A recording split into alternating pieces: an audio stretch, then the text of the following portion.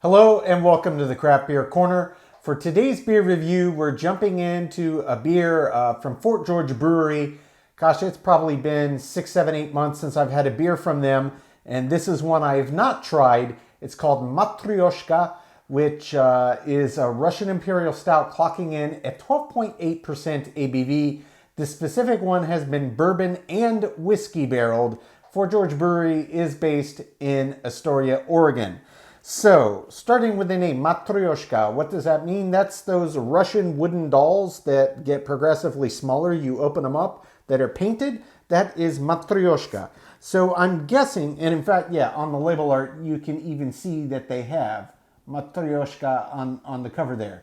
So in terms of what I'm expecting out of this, two different whiskey types, a nice high ABV on a Russian Imperial, and why they called it Matryoshka.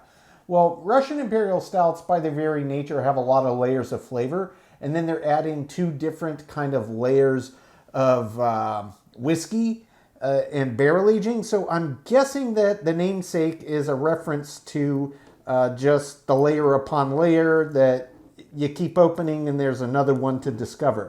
That's just my suspicion. Maybe somebody's just a fan of the dolls at the brewery. Maybe they have some Russian heritage. But that's at least where I think they might be going with this naming convention. Nice wax-dipped cap. So we've got our trusty metal bottle opener to get that off. All right, I did get just a little bit of that wax kind of getting close to the neck, so we'll clear that. Perfect. All right. We'll get this poured right in the old stout glass. Very dark, quite thick as it pours. I did actually expect that. I'm going to slow down my pour, maybe tilt it at an angle here. I won't get this whole bottle. Wow, that had absolutely zero trouble forming a thick, lush, creamy head. Gosh, that looks like it could have been pulled off of a nitro tap, honestly. That forms so beautifully. I'm not really getting any aromas off of it from a foot and a half away, though to be fair, that's a lot of foam for that to have to get out of. So let's take a visual inspection. That is absolutely pitch black, as expected. It's a 12.5% Russian Imperial. Let's get right up on it, see what it smells like. Okay. Yeah, so that head is rather thick, obviously, but I can very distinctly get whiskey and bourbon off of this. It's a little hard to tell them apart. I mean, more or less, it just smells like whiskey, but there's aromatic undertones that are very more distinctly geared towards bourbon than just standard whiskey. And that is definitely some vanilla kind of notes coming off of this, and this kind of sweeter, kind of caramelized brown sugar note coming off of it. There is a very nice roasty underpinning to this. Obviously pitch black, it's a Russian Imperial.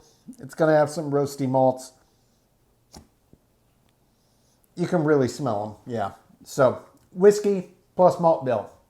Exactly as I expected to find on the aroma, and that's exactly what jumps out of me at the glass. Wow, look at that head. That's really impressive.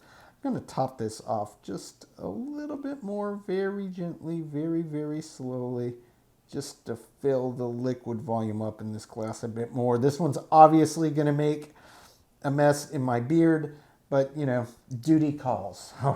Woe be to me. All right, we're going to take a jump in here in just a second. As I'm looking at the edge of the glass, I can just see it's pitch black, but I can see super, super tiny, tiny, tiny bubbles that are still coming up off of the edge of the glass. So that tiny, tiny size and their activity, I am sure, is one of the primary reasons this forms such a thick, lush, dense head. I mean, look at that. Look at that. That's ridiculous. In the best way possible, that's ridiculous. All right, we're going to jump right in. Let's do it.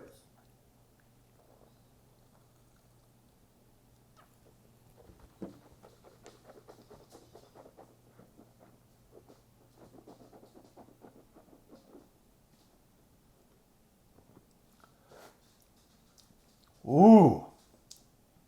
Oh. Oh. Oh, wow. Oh, it gets better. The more time I let elapse, the better and more impressive it gets. Wow. Excuse me. This is a very, very impressive, absolutely slam dunk of a barrel-aged Russian Imperial Stout. Man, I would dare say for my money, the flavor profile of this is just about perfection for what it is and what they did with it. Okay, so before we get into the flavor profile, and there's a lot of layers, it's very complex, we're going to talk about the body and the mouthfeel. The body on this really only felt about medium. That doesn't feel anywhere nearly as weighty as you would expect for a nearly 13% stout. So it's not super, super heavy, which some people may prefer, some people may not like, some people may be indifferent one way or the other. The mouthfeel. It obviously looked quite thick as it poured, but texturally and resistance-wise, when you agitate around the palate, there's a little bit of resistance, but it doesn't feel anywhere near the resistance level you would expect for this style in this ABV range. It also doesn't really get creamy or silky or foamy or anything when you agitate around the palate. It really just swishes the liquid around and further helps it coat the palate. So breath-wise and texture-wise, not exactly what I was expecting. But flavor-wise, it's everything I was hoping it would be and then some. So we're going to jump back in. We're going to take a second sip. This had to settle down a bit more. I should be able to get a bit more proper beer in. I'm going to very quickly at the front be thinking about the body and the mouthfeel again. Then we're going to talk about how these flavors develop in this finish. Absolutely incredible beer.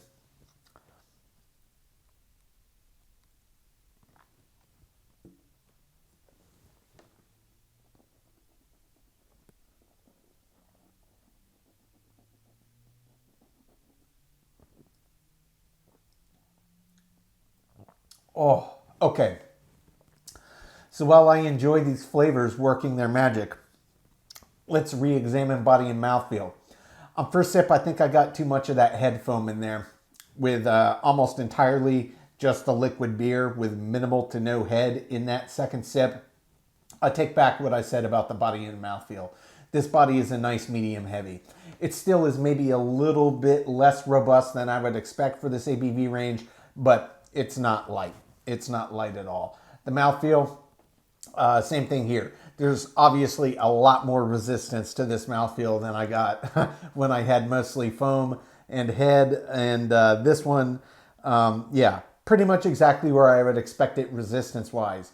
Texturally, this actually does get quite creamy when you agitate around the palate. So that's the difference in waiting for the head to settle a little bit and just jumping right in. So it threw off my first initial impression.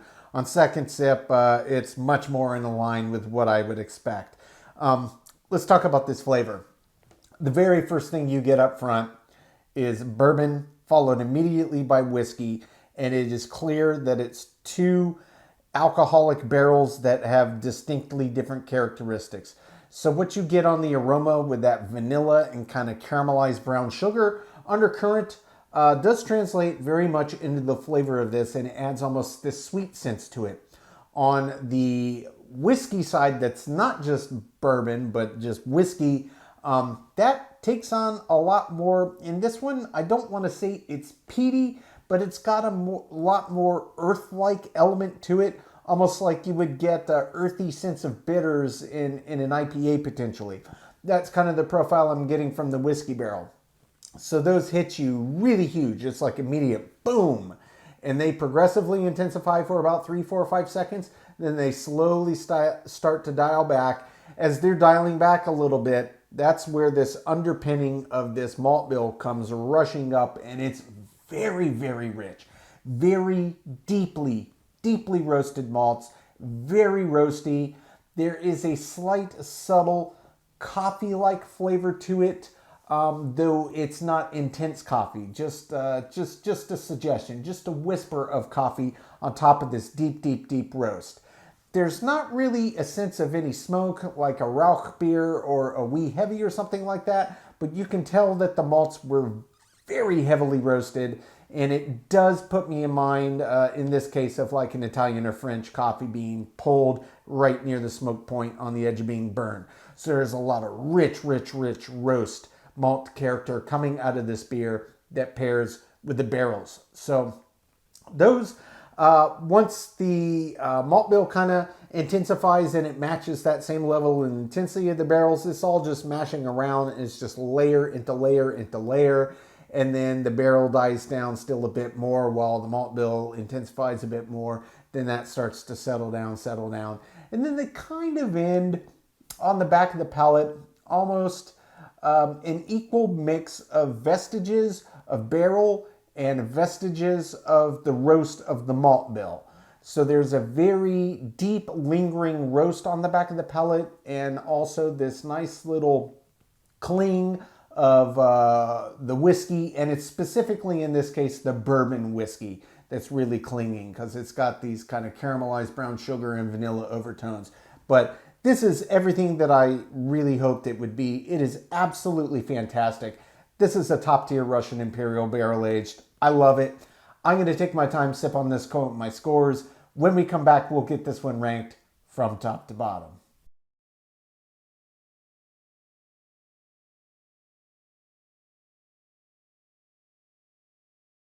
All right, now that we've gotten to enjoy this beer, we're going to get it ranked. So this was Fort George Brewing Company's Matryoshka. This is a Russian Imperial Stout that was bourbon and whiskey barrel aged. Clocks in at 12.8% ABV.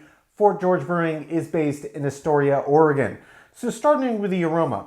The aroma on this beer was very, very nice. It was certainly above average in pungency, but really nowhere near the amount of aroma coming off of this as I expected for this beer style and this ABV range, and then double barrel aged on top of that. That said, it smelled absolutely amazing. You could smell the rich underlying roasted malt bill as well as the barrels. And yes, it was more pungent than your average, but just not quite there for this beer style and this ABV range. Overall, the aroma does get a 7 out of 10. For the taste on this beer was absolutely incredible. If the aroma didn't really jump out quite as much as I expected from the glass, the flavor profile was a different story altogether. This was very big, very intense, very flavorful. It was everything, honestly, that I was really hoping it would be. So that rich underlying malt bill that you expect in a big Russian Imperial Stout was there. A ton of roasty notes, and the barrel aging really came through as well. So you had a really nice balance of both the malt bill and the barrel aging, and that's exactly how to do it. The taste gets a perfect 10 out of 10. For the body on this was very, very big, as you would expect for this style in this ABV range. It wasn't quite as heavy as I anticipated, but it didn't miss the mark by much. The body does get a 9 out of 10. For the mouthfeel, this was textbook Russian Imperial, very high ABV, had a lot of thickness to it, a lot of resistance, a lot of viscosity. This one did get very creamy when you agitate it around the palate. Mouthfeel does get a perfect 10 out of 10. For the finish on this was exceptionally long. This was a big, bold, pungent beer packed full of flavor, and they really lingered all over the palate. So every sip of this beer, you got a very, very long, lingering flavor profile all over the palate, well in excess of a minute. No dryness on the end at all, wet and full to the end. Finish does get a perfect 10 out of 10. For the head and retention, this one poured absolutely beautifully, just a thick, lush, creamy head. Head and retention gets a perfect 10 out of 10. For the appearance, Russian Imperial, almost 13%. It was pitch black as expected. It gets a perfect 10 out of 10. For the balance on this beer was absolutely top tier. For a beer such as this, really in this style, it comes down to the malt bill, all the subtleties of the malt bill having their own voice, and then of course they barrel aged on top of that, and every independent part came through clearly, nothing vying for attention. Balance was perfect. It gets a 10 out of 10. Feeling in the intangible, subjectively, I loved it. I'm a massive fan of Russian Imperials, and this one was exceptionally well done. Subjectively, it gets a 10 out of 10. Which brings us to our final category and example of the style. This beer swept it in almost all categories, just lost a few points in a couple. Nothing that critical in the grand scheme of things.